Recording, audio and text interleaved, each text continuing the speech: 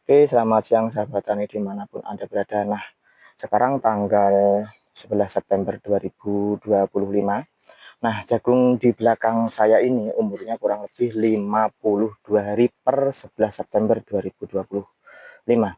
Nah, ini barusan ya saya pupuk dengan cara pupuk tabur.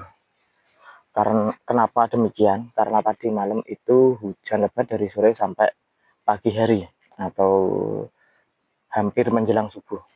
Nah, kenapa pupuk yang terakhir ini saya hampir mepet dengan pembungaan ya? Karena ibarat manusia ya. Ini kan ada bunganya ini ya. Ini ada bakal bunganya ya, di atas ini ada bakal bunganya. Nah, di sini ibarat tanaman ini seperti orang yang lagi hamil sahabat tani. Nah, ketika orang itu sedang hamil, tentunya secara logika tanaman itu membutuhkan banyak makanan. Nah, makanannya dari mana? Selain dari di dalam tanah, itu juga saya kasih pupuk Poska dan urea. Nah, perbandingannya berapa? Tadi kurang lebih ya, kalau pakai gayung, kurang lebih itu 2 gayung urea, 1 gayung Poska, kurang lebihnya seperti itu. Karena saya tidak menggunakan gayung, cuma pupuk itu 1 sak atau kemasan 50 kg itu saya jadikan 2, dan sisa Poska yang 1,5 sak atau 25 kilo itu saya jadikan 2 juga. Nah, kurang lebih perbandingannya 2:1 ya, 2 urea 1 Poska. Nah, kembali lagi ke tanaman jagung tersebut. Oke ya, karena ini seperti halnya manusia ini lagi hamil atau lagi bunting ya, tentunya memerlukan banyak makanan. Nah, karena pupuk tabur itu meresapnya tidak secara langsung, butuh proses waktu dibanding dengan pupuk kocor ya. Makanya diharapkan nanti ketika umur 55 hari, kurang lebih 3 hari ke atas sampai 60 hari. Nah, pupuk ini baru meresap. Nah, kurang lebih berarti ada jeda waktu. Kalau ini 52 hari sampai 60 hari berarti kurang lebih ada waktu 8 hari. Nah, 8 hari nanti ya sahabat tani, ini bunganya ini sahabat tani, bunga yang ini ya sahabat tani. Nah, ini sudah ada.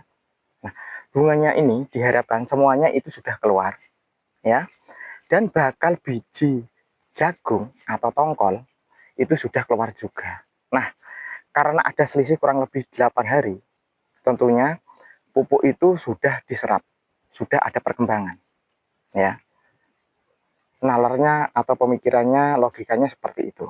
Nah, kalau ini nanti baru diserap kurang lebih 8 hari baru kelihatan ya pupuknya setelah ditabur.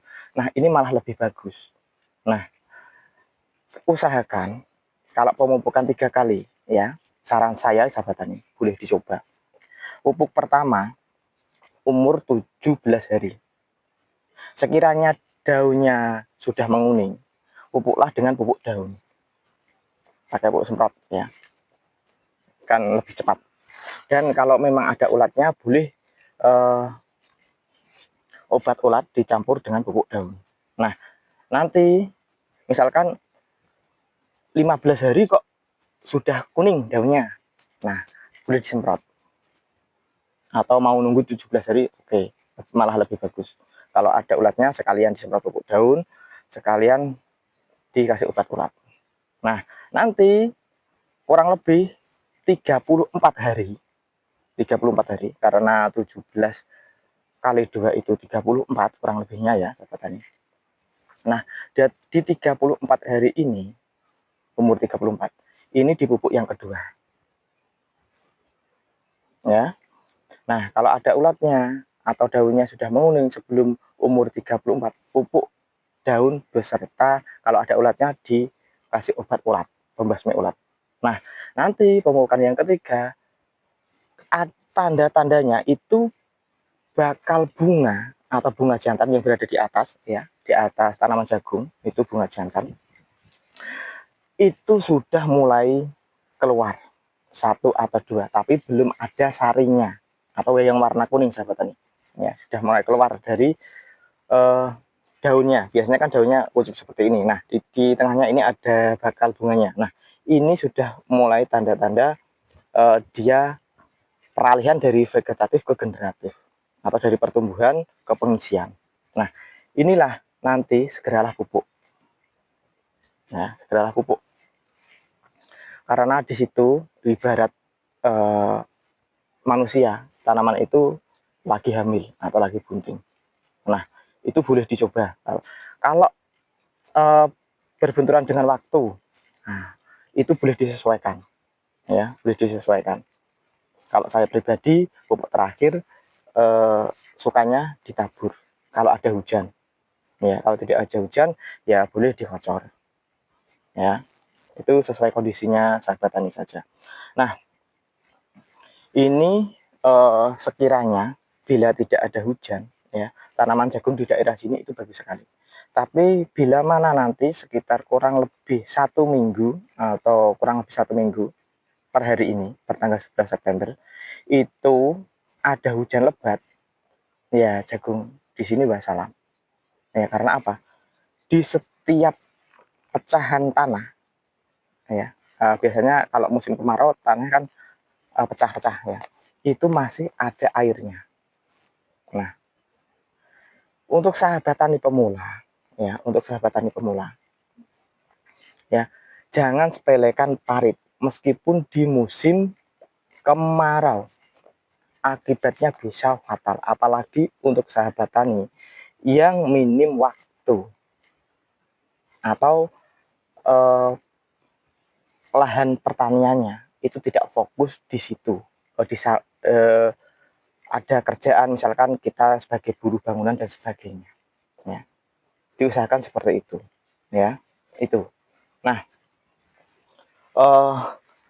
ini sahabat tani, nanti misalkan ini sebelum ada pembungaan, ya sahabat tani, sekiranya ada hujan tapi sudah mulai penyerbukan, itu penanganannya bagaimana? Nah, kalau saya pribadi, ya, untuk lahan pertanian yang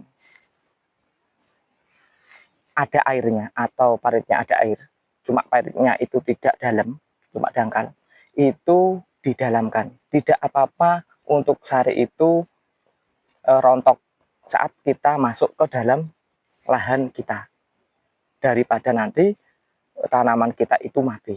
Nah, ya, itu. Kalau tidak ada kalau tidak ada hal yang fatal, jangan lakukan seperti itu. Misalkan tidak ada hujan, ya, tanamannya baik-baik saja. Untuk sahabat tani, untuk kurang lebih 2 minggu, ya, mulai penyerbukan. Kalau tidak ada hal yang fatal, biarkan saja, jangan diganggu proses penyerbukan dari tanaman jagung tersebut. Kalau memang ada hal yang fatal, misalkan bisa mengakibatkan fatal, seperti halnya hujan lebat dan paritnya itu dangkal, ya silahkan untuk paritnya itu diperdalam, ya, itu. Kalau tidak ada masalah, dibiarkan saja untuk proses penyerbukannya. Nah, untuk tanaman yang sudah seperti ini, ya, kita cukup menengoknya saja lewat pematang atau kalau orang Jawa namanya galengan, ya. Meskipun 2 hari sekali, jadi kita tahu kondisi tanaman kita, apakah tanaman ini itu ada kendala ataupun tidak, ya. Makin sering ditengok, ya, kita tahu permasalahannya, semakin cepat penanganannya. Itu dibandingkan dengan 1 minggu ditengok 1 kali. Misalkan hari ini baru ditengok, 1 minggu kita tengok lagi, kita tidak tahu 2 hari atau 1 hari ke depan tanaman ini seperti apa, apakah ada hamanya dan sebagainya, ataukah kehujanan dan sebagainya, ya, atau perlakuannya bagaimana. Nah, ini perlu diingat untuk sahabat petani. Nah, untuk petani senior ini tidak menggurui, bila mana ada hal yang sekiranya bermanfaat, silahkan diterapkan. Bila tidak ada, ini sebagai contoh untuk petani pemula atau baru berkecimpung di dunia pertanian. Oke, sahabat tani, demikianlah yang bisa saya sampaikan, semoga bermanfaat. Sampai jumpa di lain kesempatan. Salam tani.